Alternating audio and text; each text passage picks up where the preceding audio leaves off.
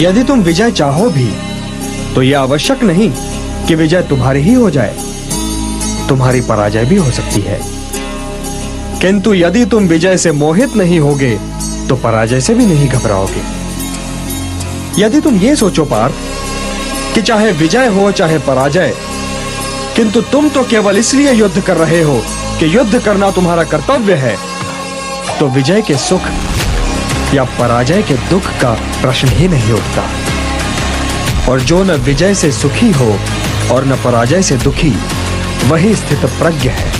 इसलिए हे पार्थ, कर्म के प्रतिफल की चेष्टा न करो, तुम तो केवल वही करो जो तुम्हारे वश में है, अर्थात अपने धर्म का पालन करो।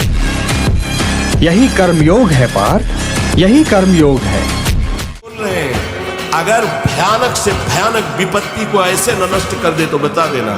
कृष्णाय वासुदेवाय हरे परमात्मने प्रणतः क्लेश नाशाय गोविंदाय नमो। इसका जप करो, और जब तक तुम्हारा काम पूरा ना हो जाए ब्रह्मचर्य से रहो। झूठ मत बोलना, मदिरा मत पीना, मांस मत खाना, और ना काम हो जाए तो हमें बताना। ये मन शरीर से भी मोह करता है, अपनी खुशियों से भी मोह करता है और अपने दुखों से भी। खुशियों में खुशियों से भरे गीत गाता है तो दुख में दुख भरे गीत गुनगुनाता है। अपने दुख में दूसरों को शामिल करके उसे खुशी होती है। किसी भी प्राणी को उसका मन जीवन के अंत तक अपने जाल से निकलने नहीं देता। रस्सी में बांधकर उसे तरह तरह के नाच नचवाता रहता है। वो जीव को इतनी फुर्सत भी नहीं देता कि वो अपने अंतर में झांक कर अपनी आत्मा को पहचाने और आत्मा के अंदर जिस परमात्मा का प्रकाश है उस परमात्मा का साक्षात्कार करे। हे पार्थ, प्राणी के लिए आवश्यक है कि प्राणी अपने मन को काबू में करके अपने अंतर में झांक कर आत्मा को देखे, तब उस आत्मा के अंदर उसे परमात्मा का प्रकाश इस दुख देकर हंसता है, होनी उसे दुख देकर 100 बार रुलाती है। इसलिए दूसरों को दुख देने से पहले इतना अवश्य सोच लेना चाहिए कि यदि इसी दुख का वज्र अपने सिर पर गिरे तो क्या होगा।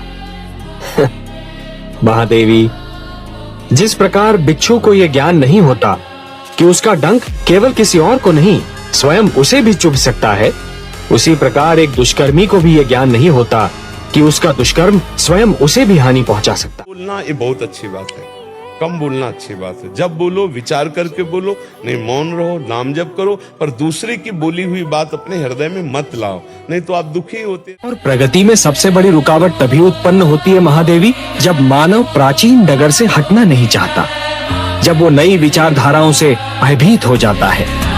महादेवी, मानव जाति को ये समझ लेना चाहिए कि केवल एक ही वस्तु है जो सदा रही थी और सदा रहेगी। वो वस्तु ऐसी है जो अमर रहे, जो अनंत है, और उसका नाम है परिवर्तन।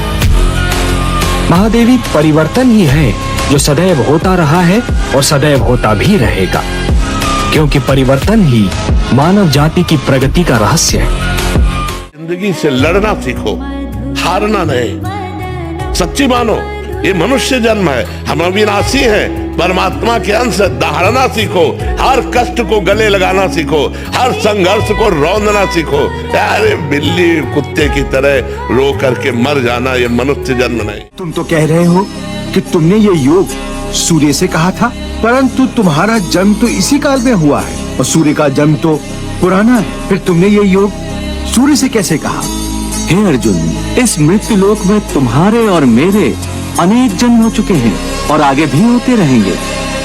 मैं भी अनेक बार इस मृत्यु लोक पर अवतरित होता रहता हूँ, परंतु तुम अज्ञान के कारण इस रहस्य को जानते नहीं हो और मैं दिव्यत्व के कारण जानता हूँ। परंतु हे अर्जुन, मेरा जन्म साधारण प्राणियों की भांति नहीं होता।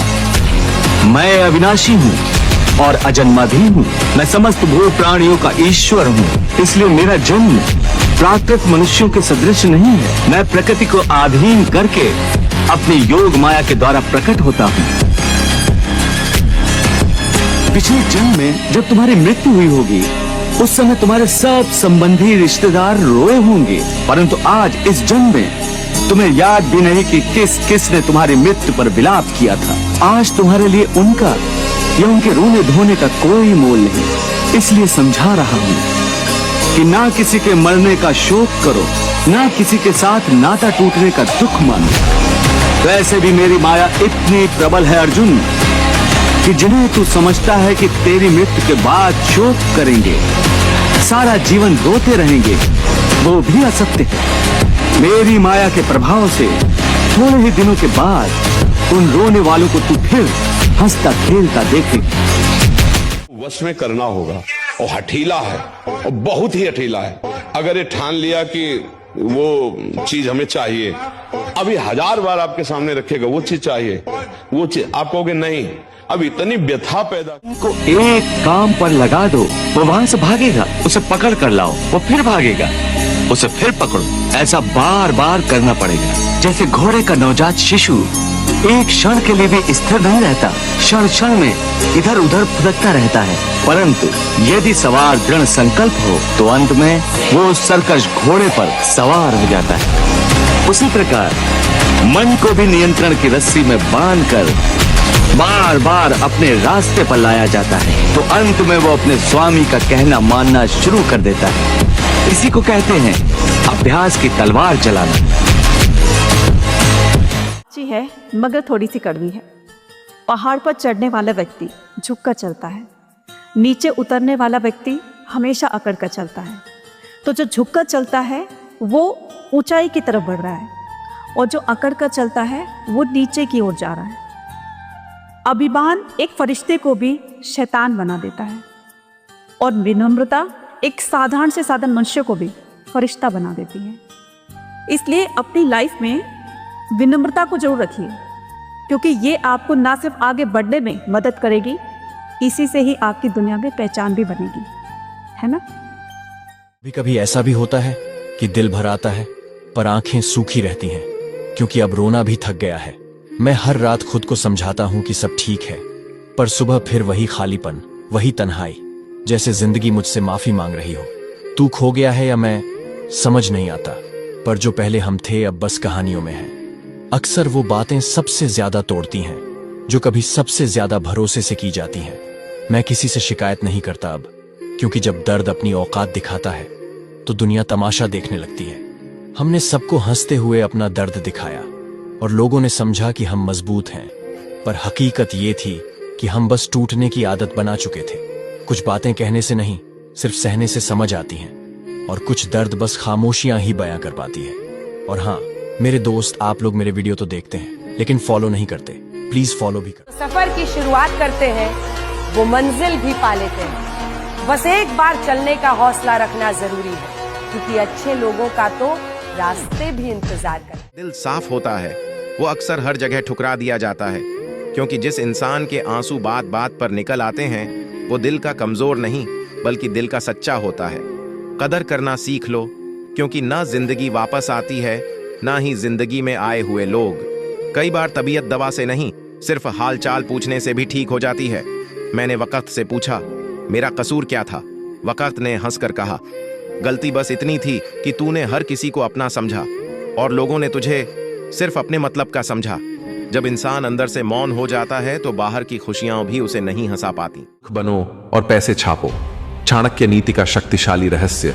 यदि आज आपकी जेब में 1 रुपया भी नहीं है तो इस दुनिया की नजरों में आप क्या हैं? कुछ नहीं। आपका ज्ञान, आपकी मेहनत, आपकी अच्छाई सब तब तक फालतू है जब तक आपके पास पैसा नहीं है।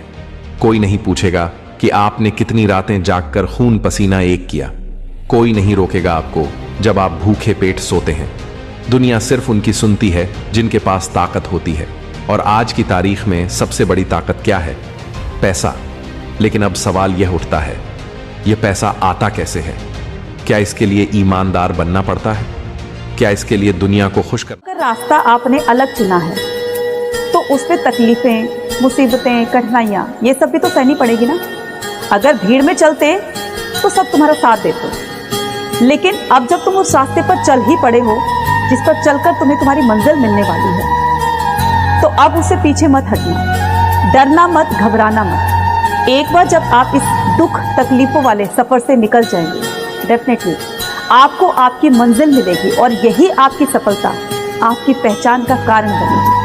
इसलिए अगर तुम्हें इस रास्ते पर चलते हुए अकेलापन महसूस हो रहा है तो याद रखना कल भीड़ तुम्हारे पीछे करना पड़ता है या फिर इस दौड़ में जीतने के लिए थोड़ा मूर्ख दिखना पड़ता है। चाणक्य ने कहा था कि जो व्यक्ति अपनी बुद्धि को समय से पहले प्रकट कर देता है वह हमेशा हारता है।